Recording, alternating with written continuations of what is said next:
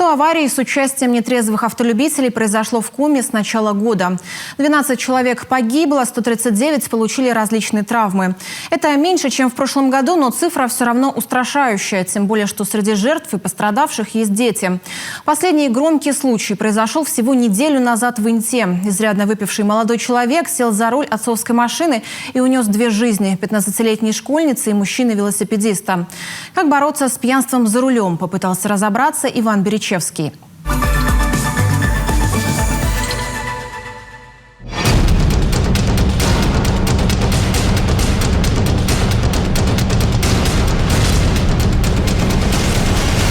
Эти кадры в Инте сделал один из пассажиров злополучного авто буквально за считанные секунды до трагедии. В салоне все без исключения под градусом. Девушка с розовой челкой весело кивает головой под музыку. В этот момент она еще не знает, что буквально через мгновение ее жизнь оборвется.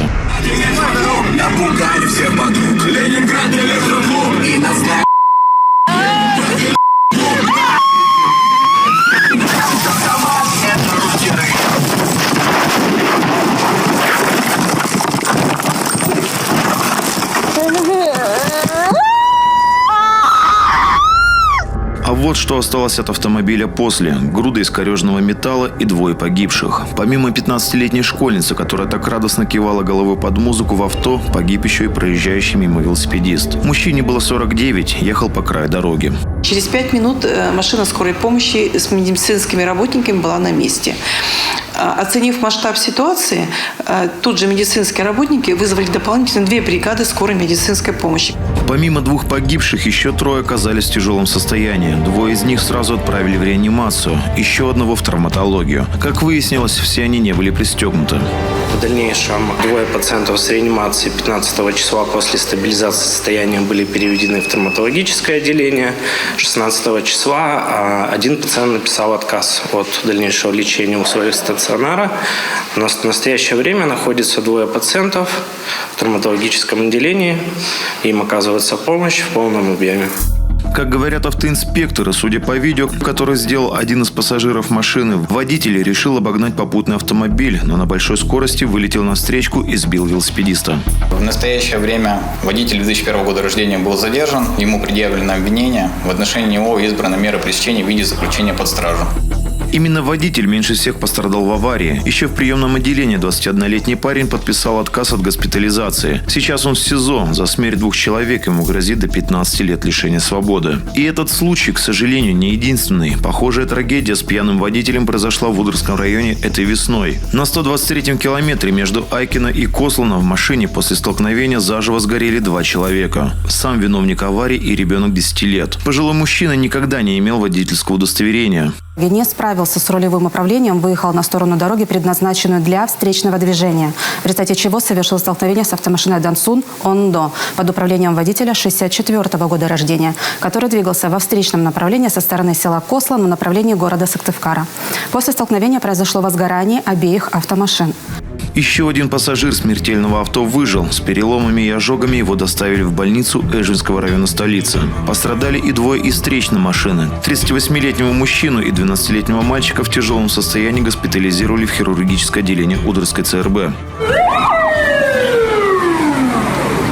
С начала года в Коми в авариях с участием пьяных водителей погибло уже 12 человек. 139 получили различные травмы. В сравнении с прошлым годом показатели чуть ниже, но цифры все равно устрашающие. За вождение в пьяном виде сегодня штраф 30 тысяч рублей и лишение прав на период до 3 лет. Если есть рецидив, то грозит лишение свободы. Но даже такое суровое наказание пока, судя по всему, недостаточно устрашающее, раз есть те, кто изрядно пьет и после садится за руль.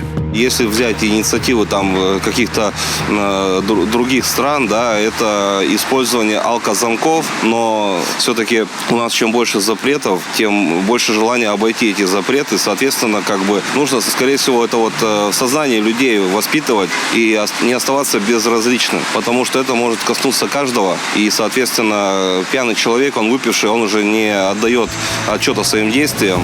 Еще страшнее, когда к такому пьяному водителю в авто, да еще и без прав садятся пассажиры. Такие же под градусом или еще, что страшнее, трезвые. Они не только не препятствуют езде, но и по сути разрешают такому водителю вести их, а значит не менее виноваты в будущих трагических последствиях. Сегодня важно повышать уровень гражданской ответственности в борьбе с пьянством. Не дать подвыпившему человеку сесть за руль, отобрать ключи от замка зажигания, позвонить в ГИБДД. Тот минимум, что должен сделать каждый.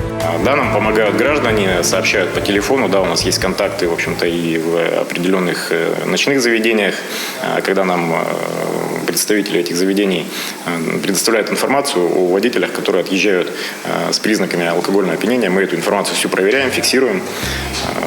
Работа ведется в этом направлении постоянно.